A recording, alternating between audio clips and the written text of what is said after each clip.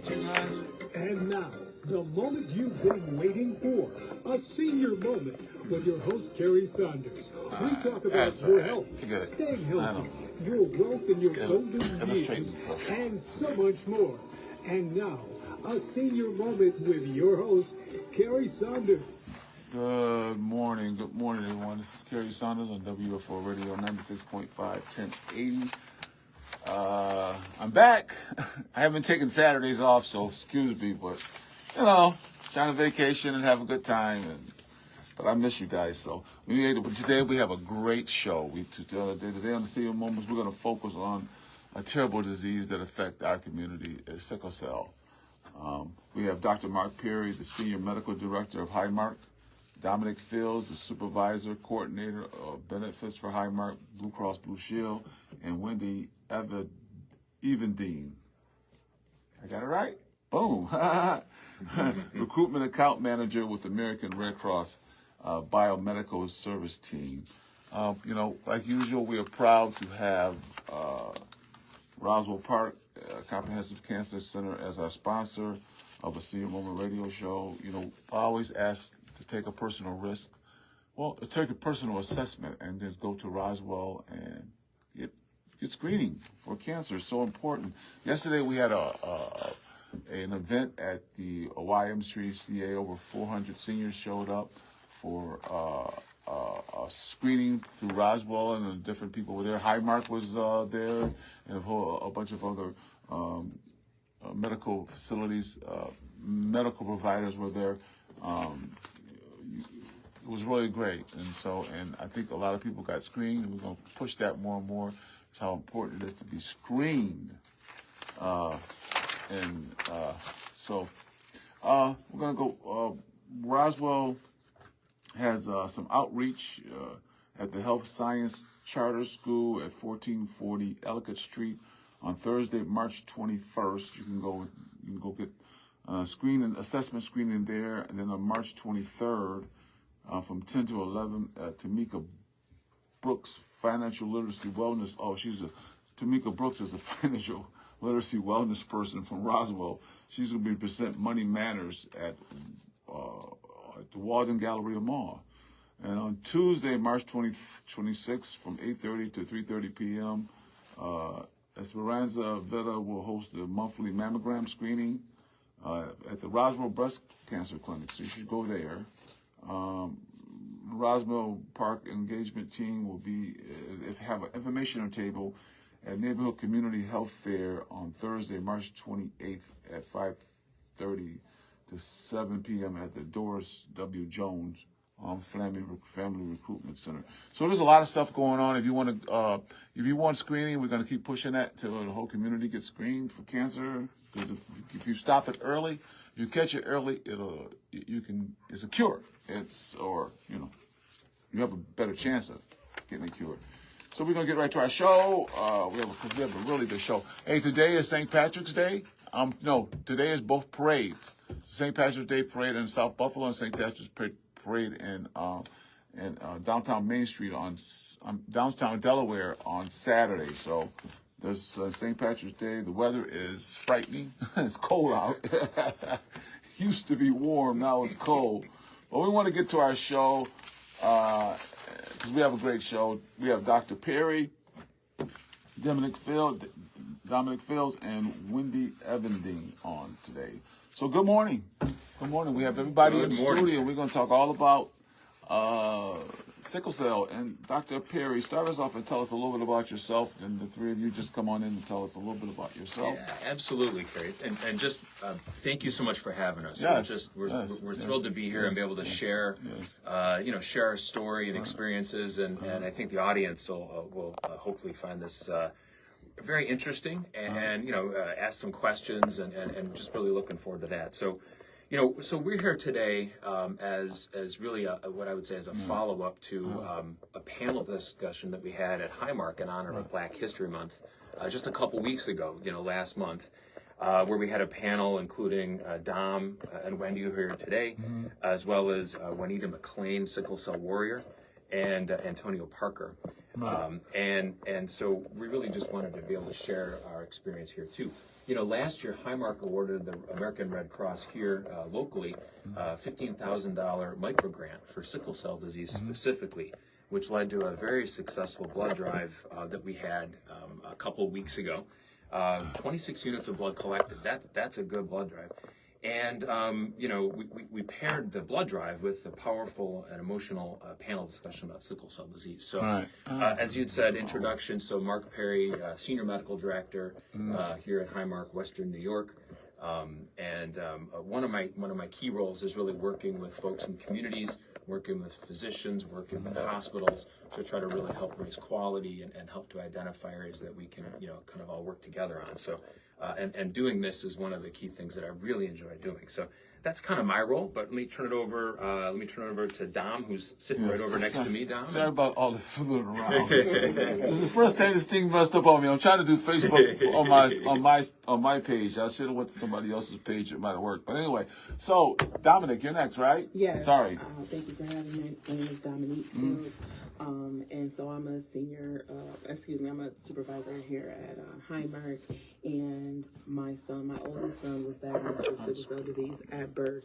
And so a lot of ups and downs, blood transfusions, inpatient visits at the hospital, and unfortunately in June of 2022, my son lost his life to sickle cell. So very difficult. It's a lot. And so me being here is part of my advocacy, part of me making sure that I'm honoring my son as best as I can to keep his legacy alive and mostly educate people in my community, because as we know, sickle cell mostly affects African Americans. And so it's extremely important for us to educate each other on this disease so that we can get the best treatment for our people and specifically our children. So, Wendy? So my name is Wendy Evenden. I've been with the American Red Cross for 2 years now. And when I came on board here in the donor recruitment, asked to serve the Buffalo community, which is an honor to do, and to be here today. Part of that is working with the American Red Cross Sickle Cell Initiative, which is kind of how the Highmark American Red Cross connection occurred. You start your job, I always say, you're given the task, but what happened along the way to me was I got to meet some incredible people. Juanita McLean, which we talked about from sickle cell, Antonio, and his sister Jasmine that passed away, and Dom and her son, learning about Kyler. And those things, it becomes more than a job. And working to make sure that we have the best blood match that is needed for the patient for sickle cell, which we'll talk about a little bit later, but it really does become part of you. So, you know, I want to get right into this stuff. Dr. Perry, tell us, what is sickle cell? I mean, what is sickle cell disease? I mean, Sure. And then go right from that, because I want to get to you, Wendy, about your tragedy. I think that's very important. I mean, Dominic, I'm sorry, about your tragedy. But what is sickle cell, and why does it affect only Black people? Yeah. So let me actually, I'm going to have Wendy kind of do a quick intro, and then I'll get some of those details, because Wendy does such a nice, quick wrap up of what it is, if that's okay. And then, you want to say, and then get to me. We'll be quick, promise. You want to say what? So fine. Let's open this up to everybody. So absolutely. So when I work in the community as part of the Sickle Cell Initiative is education. We discovered not everybody is aware of what it fully is. And basically, if you think of sickle cell, in your blood, one of the components is red blood cells. It's like a balloon. It's a circle. It carries oxygen everywhere in your body. Organs, tissues, everywhere needs that to function and survive. Patients that have sickle cell, if you think of the sickle, it's like a C shape. Their red blood cells are that shape. So there's not oxygen as much in there. There's not as much oxygen. So their organs, tissues are being deprived of oxygen, and it can cause stroke, organ failure, a whole variety of impacts on the body. Yeah. And just to kind of take off on that, if you think about those C-shaped cells clogging the blood vessels, it can be any part of your body, joints, bone, your brain. You can get strokes, heart, lungs, and so any part of your body can be affected by this terrible disease. and so we'll get into some of the treatments later. But it is such a challenge because it can affect any and every part of the body. And so I need to know why just black people have this disease. Yeah. So the statistics on this, so if you look at the Center for Disease Control, about 100,000 Americans, mostly African Americans, have sickle cell disease. But it's not only, but it's mostly. Mostly? Okay. Mostly, yeah. And about one in 365 babies born African Americans have sickle cell disease, and 1 in 13 have the trait.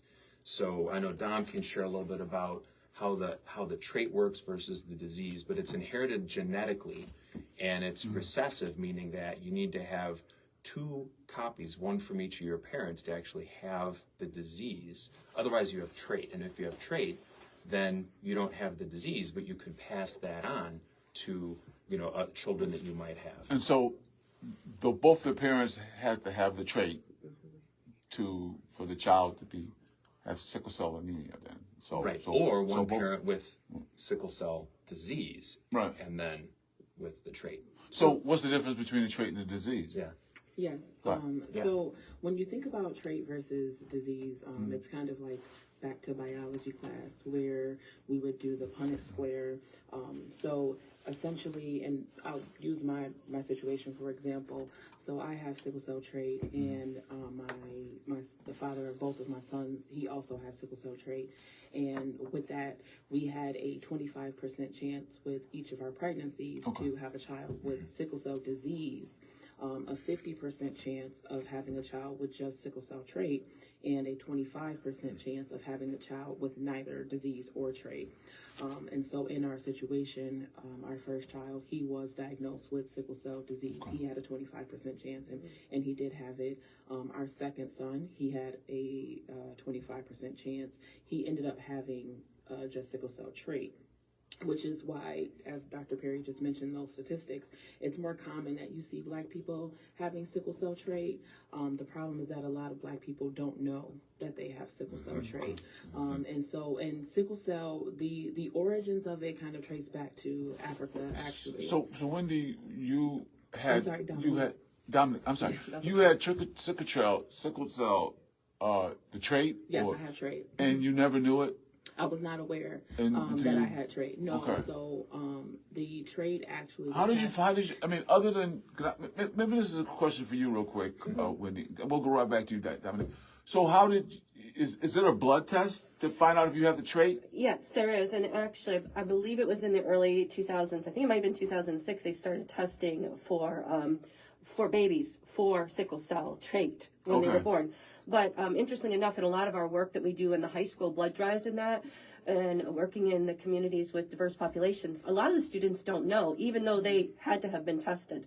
So one of the great things with the sickle cell initiative right now is that when donors come in to donate, and if they self-identify as African American or mixed race African American, we're actually right now running the trait test for them and giving them the reports. So now that's like every newborn child is having the test now? Yeah, Correct. yeah. So in New York State, every newborn child born in New York has that test done. Oh, how cool. That's good. Super cool. That is really good. Yeah, correct. So, all right, so let's go back to Dominic, to what you were saying about, okay, so now you had the child with sickle cell. Yeah. So tell us what happened, because now I understand that you can live years with sickle cell. Yes. And now they got it to, I think the average is like 50-something years old or something. Yes. You can have it. Yes. So what happened that your child only it was alive for how long? Your child was 6 years? 6 years. So what happened? So my son Kyler, he did. And thank you for sharing this. Of course, thank you for allowing me to share my story. Kyler had his first sickle cell crisis at the age of 5 months. So what Wendy referenced earlier, when the cells are sickled and they clot up, it causes poor circulation, and that is what causes what we call a sickle cell crisis. And so at 5 months, Kyler had his first sickle cell crisis. And for the first 3 years of his life, he was hospitalized each year for severe crisis, because you can have a minor crisis where you may be experiencing pain and you may have a more severe crisis. In my son's case, his hospitalizations were the results of severe crisis where he was not getting enough oxygen to his body and to his organs, and so his breathing was sped up. He was in pain, his hemoglobin extremely low. And so, fortunately, he was able to receive those blood transfusions. And that's where Wendy comes in, because it's so important for us to educate Black people how important blood is for our community when it comes to sickle cell disease, because there were times where my son had to wait over 24 hours because we couldn't get blood locally for him. We had to wait for blood that came from Minnesota, because of the science behind it, because you have to get the best match, and that's something that Wendy can speak to a little bit more. But unfortunately, in 2022, my son had a blood infection. Okay. And so for someone like myself or you, we may have a blood infection and our body is strong enough to fight that infection off. In Kyler's case, because of his sickle cell disease and his immune system, his blood could not fight off that infection. And so, unfortunately, even though I took him to Children's Hospital, thinking that it was just a crisis, and ultimately it was that his organs began to shut down. So at this point, Kyler has sickle cell, yes, right? And he's a little baby, yes, and he's having a panic. I shouldn't say a panic, a crisis attack. And the crisis is because he's starting to realize, his body is starting to realize that something's wrong with his blood. Yes. Right? And so when the transfusion, what do transfusions do for people with sickle cell? What do they do? Interestingly enough, a lot of people don't realize that some sickle cell patients can need 100 units of blood a year. A lot. They need a lot. And what that does is basically, we talked about the red blood cells. It's giving them an infusion of red blood cells that are healthy and round that can carry oxygen. So it's kind of like, giving that ability to have more oxygen get to where it needs to in the body. But interestingly enough, we now know with the science with patients that have sickle cell that their body does better. It receives blood better if it's something called CEK negative blood, which is a special antigen or protein. And very excitedly, 1 in 3 donors that are African American in the United States will be CEK negative. So it's not just their blood type, it's this special CEK. And when they come in to donate, it's a pretty expensive test. So we ask everybody to share their race, which is really important. If they self-identify as African American or mixed race African American, not only are we running that sickle cell trait test that you heard me talk about, but we are testing to see if they are CEK negative. If they are, they'll get notified and they're put on a list, their blood to be prioritized for patients. So that blood helps better than absolutely regular B blood or A blood. It's that best blood match that Dom was sharing, right? Because we know different blood, A, B, O, and RH. I think a lot of people know that. But these are some extra tests and extra antibodies, and when we have patients with sickle cell disease, because they get so many transfusions, we need to make sure that their antibodies match up the right way. I want to ask you something. Sure. So Tyler, he lasts till 6 years old? Kyler, I'm sorry, 6 years old. So he went through all this trauma all this time with sickle cell. And so he must have had a severe case. was Dr. Perry, now tell me, is it as different stages? Is it like, because why did Kyler live to only 6 and some can live to 50? What's the difference? So there are different types of sickle cell disease. But let's just keep it at sickle cell disease right now. Different people respond differently, and different people may have different triggers for painful crises. I can remember caring for children 8, 9, 10 years old that had strokes in the brain because of sickle cell disease. Okay. And so when you think about why it might affect different people differently, it's the different triggers and their potential exposure to illnesses, blood infections. You know, sickle cell disease can affect the way our bodies fight off illness because it affects our spleen and it affects our body's ability to fight off those normal illnesses. And so if our body is already not able to fight those off because of the sickle cell damage, we're just exposed to more risk and potentially more problems. We want to thank Highmark for bringing you all here, Highmark Blue Cross Blue Shield. Okay, so you talked about triggers. Yeah. Now, so if there's triggers, you can walk around with sickle cell, I mean, knowing you have it, but only certain things trigger it, or... So talk about triggers a little bit, right? So because it's painful crises are just one of those things that can happen with sickle cell, right? We talked about affecting the immune system. We talked about, just kind of just affecting how you feel, like every day, But key triggers, so if you think about how Wendy and Dom described it, where the blood is C-shaped, it doesn't get through those tiny little blood vessels well. And so if you think about the blood as being, and it's not thicker, but it makes it harder to get oxygen everywhere. So some of the treatments include, extra fluids to kind of make sure that the blood can flow better, making sure that you've got, hopefully, a transfusion available. So what happens, though, is the blood vessels get really, really tiny. And so triggers can be cold weather, can be mild dehydration, can be too much exercise. And so if you kind of lay around these things, so alcohol, which dehydrates you a little bit, takes the water out of your body. Any one of these things kind of added up hits that tipping point, and then you can go into a sickle crisis. So what happens when you go into a crisis? It's described as extreme pain. It can be throbbing, burning, deep pain. It can last for days at a time. And one of the things, each patient who has sickle cell disease likely has a treatment plan that's customized for them that talks about when they should get a transfusion, when they shouldn't quite yet get that transfusion because you're worried about antibodies with extra blood transfusion, worried about iron overload. Too much iron's not a good thing for our bodies. And then what medicines work best to help treat the pain, because you want to treat the pain. It's can you imagine 24, 48 plus hours of just being in horrible pain? I can't. No, I know. So speaking of 24 hours, you said your son was in 24 hours of pain because there was a lack of blood. Yes. So what is the Red Cross doing about? Are you seeing more blood? Is it?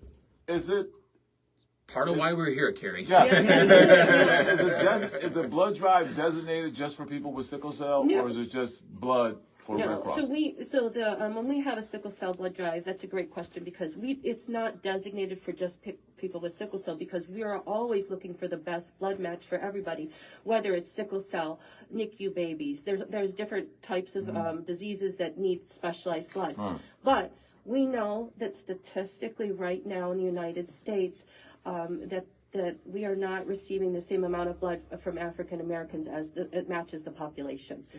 So we are with this initiative. It is, an outreach, connecting into the communities. We're doing a lot of partnerships. It's an education by sharing with people. Look, we just need you to give, roll up your sleeve, give, share your race, and we're going to test to see if you are a CEK, and then we'll prioritize your blood for those sickle cell. So we just need to have more diverse donors. Yeah, we need people to donate blood, especially in the African American community, Black community. So guys, if you're listening up, it's very important. As Dominic was saying, that he couldn't even have blood to stop the pain. So was he able to have at least somewhat of a childhood? I mean, a little baby. Yes. I will say that my son lived an amazing life. Okay. When people hear my story, I want them to understand that my son lost his life to this very nasty disease, but that didn't hold him back. And that's how it should be. I just thank God and my family that I was fortunate enough to be able to afford the resources that I needed to make sure that my son had a quality of life. And ultimately, that's what we're here for. We're not expecting some miracle where everyone who has sickle cell is cured of it by next year or something ridiculous like that. When we are speaking in realistic terms and we're speaking about what we are able to do, my most important thing is being sure that those who have sickle cell are receiving the adequate treatment that they need. My son, at the age of 6, had traveled the country, had been outside the country. My son had gone to school, a scholar student, extremely smart. My son had the brightest smile that you would ever see. To know Kyler was to love him. And so sickle cell did not hold him back.